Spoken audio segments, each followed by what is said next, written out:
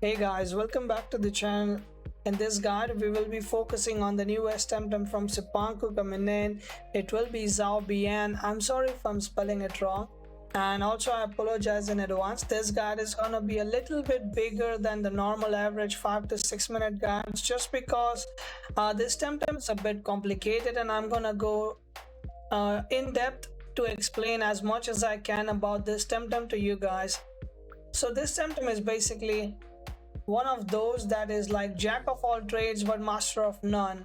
He has a wide variety of move sets that can make it so that it can be of all typings required, but it is very tricky to use. So on paper it just looks like a digital Temtem only, but when you go into its traits, you realize that the attack T is changes the Temtem's second type to the type of technique it's about to use, which means if you use an electric attack, it turns into digital electric. If you use a nature attack, it turns into digital nature, and so on. It changes its typing depending on what attack it does, which makes it very versatile but also a lot more tricky to use. Another problem about Zaobian is that the speed is really a problem. It is really less, and as usual, when speed is less, Naga is usually your best partner to have, so that is really a good ally for Zombian. But with that being said, let's jump into the skill section of Zaobian, where I'll actually explain you guys a lot about his moves and pool. So let's jump right into that. So here we are in the move pool. The first move I would definitely recommend is Heat Up because his base attack is really less. I would recommend having Heat Up. The spreads I'm about to share is also gonna be really focused on after Heat Up it can one shot a lot of stuff, but before Heat Up it is really, like lacking damage, lacking bulk as well. So having Kinu is also a good option. So Heat Up would be the first thing I recommend. Second would be Front Whip to have that nature coverage. Third would be either Wastewater or Front Whip. But one move I absolutely recommend having is Electro Punch. I don't have it right now, but as soon as it levels up it will get Electro Punch as well. So my default move set would actually be Heat Up, Front Whip, Crystal Bite and Electro Punch. You can use Wastewater if you want, but replace Wastewater with Front Whip. So if you're playing a fast Ori, then you can play with Wastewater instead of Front Whip. But the default move set that I'm recommending is Heat Up, Electro Punch, Crystal Bite and Front Whip. The reason why you want Electro Punch is because that's the only move with 3 priority if you have some digitals in your team, which means it's the only thing that makes it a bit more faster than it already is. So that is really good to have. The trait I recommend is Attack T, no matter the scenario, because that is the best trait that Zaobian has to offer. The other one is good as well, but I still think this is the trait that is defining it for PvP, at least right now. Coming to the items, I would definitely recommend a reactive vial. So once per battle, when attacked with an effective or super effective technique, it nullifies and recovers 15% of its health. What this means technically for you is that while you're heating up, you can have that item and it will nullify you and restore some health for you as well, which means it is really hard to kill him while he can get his heat up done and then he can start attacking next turn. So it is really good, which is why it makes it such a versatile Temtem. And once you're nullified for 3 turns, it means that you're not taking 2x damage anymore after that.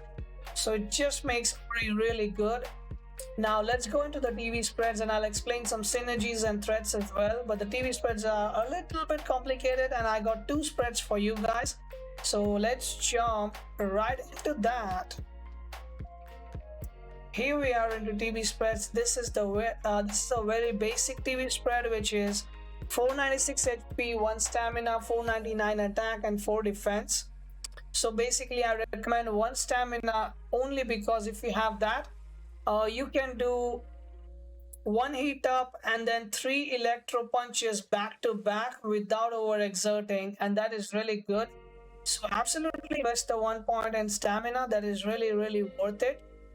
Coming to 499 attack, well, you need max attack because to just keep attacking.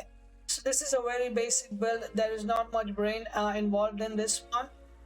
The second spread I want to share is something I'll share in a little bit, but let me focus on allies first. So having a Gazuma as an ally is really good. The +2 fast charge is gonna be really handy if you want to land those attacks. If you cannot do that, then I recommend going with Naga, because having Naga with this build is basically like, he goes first because all the moves are basically 1 prios. Electro Punch is 1 prio, Front Whip is 1 prio, Crystal Bite is 2 prio, but it is still fine. You won't be using that then. If you have the Naga with you, just go for Electro Punch or Front Whip to go first, depending on your opponents. The third and the really good ally for Ori is gonna be Hajin. It's really good. The digital synergy makes it so that Electro Punch is now a 3 prio, which makes it really fast as well. And the Plasma Beam also makes sure that he can snipe small HP targets really quickly. Now the second spread I want to show you guys is gonna be from Tafel, again from EXO. I want to give him a huge thanks for helping us in the series. I'll put a link to his guide as well in the description if you want to check that out. But let's go into the spread number 2, which is 233 HP, 1 stamina, 267 speed and 499 attack. Again, let me go quickly into this.